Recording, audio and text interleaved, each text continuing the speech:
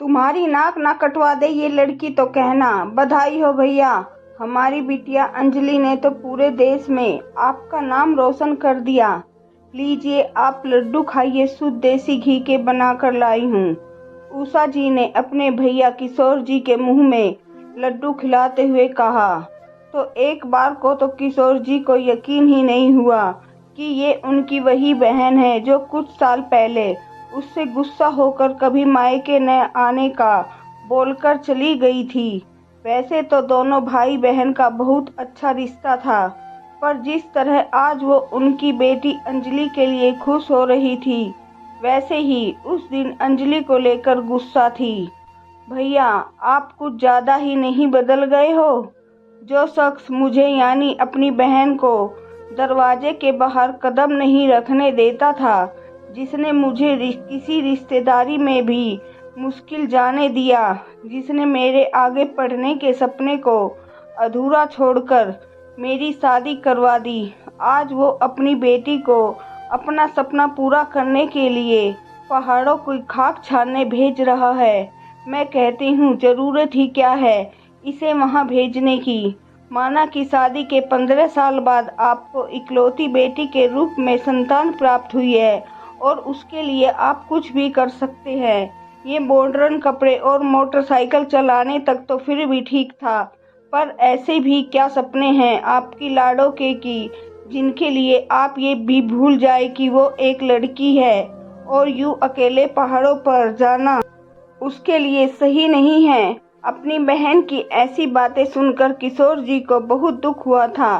किशोर और उषा की पापा स्वर्गवास जब हुआ था, किशोर महज 6 बरस का और उषा तो पैदा ही हुई थी। उस समय उसके पापा का 2 चाचा ताऊ को मिलाकर संयुक्त परिवार था और सबके मिलके कुछ खेत खलिहान थे, तो उनके पालन पोषण में उनकी माँ का कोई आर्थिक परेशानी तो नहीं हुई थी। पर किशोर के थोड़े बड़े होते ही बाहर की सारी जिम्मेदारी माँ के कंधों को हल्का कर अपने कंधे पर ले ली थी और उषा तो उनसे पूरे 6 बरस छोटी बिन बाप की बच्ची थी, तो किशोर तो उसे अपनी जान से भी ज़्यादा प्यार करते थे।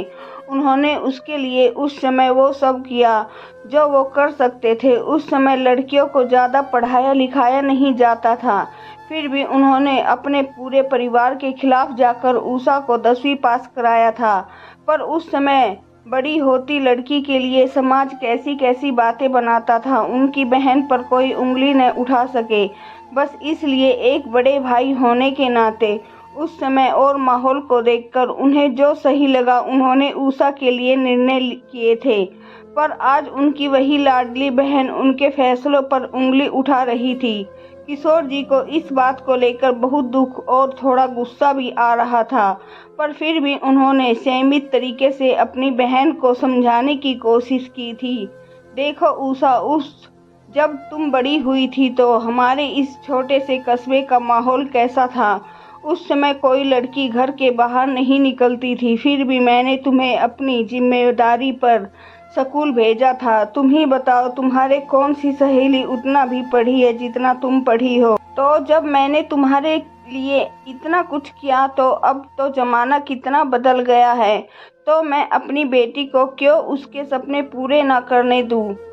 भेजो मुझे। क्या एक दिन तुम्हारी नाक ना कटवा दे ये लड़की तो कहना। देखना एक दिन तुम खुद ही अपनी गलती मानोगे, पर तब तक बहुत देर हो चुकी होगी। मैं तो तुम्हारा भला ही चाह रही थी, इसलिए समझा रही थी कि जमाना बदल गया है तो बेटी को डॉक्टर बना दो, मास्टर बना दो, ज़्यादा है तो इंजीनियर बना दो, पर यूं लड़कों की तरह पहाड़ पर चढ़ने तो मत भेजो। पर जब तुम्हें मेरी बात सुननी ही नहीं है तो मैं क्या कर सकती हूँ, और अब से यहाँ आकर भी क्या करूँगी? तुम सब करो अपने मन की। कहते हुए उषा अपना सामान समेटने लगी थी। उन्हें उम्मीद थी कि उनके जाने के नाम से किशोर की पत्नी और किशोर अपना फैसला बदलकर उसे जरूर रोक लेंगे, पर किशोर जी ने उन्हें नहीं रोका था, क्योंकि बात अगर उनकी होती तो शायद वो अपने सपनों से समझौता कर भी लेते, पर अपनी बेटी के सपनों को वो अधूरा नहीं छोड़ सकते थे। अपने पापा के लिए अंजलि ने भी बहुत मेहनत की थी। उसे डर था कि कहीं उसकी नाकामयाबी उसकी बुआ के साथ और लोगों को भी उसके पापा का मजाक बनाने का मौका न दे दे। और आज उसकी वही मेहनत रंग लाई थी। उसने सबसे कम समय में एवरेस्ट की चोटी पर तिरंगा फहराने का रिकॉर्ड बनाया था।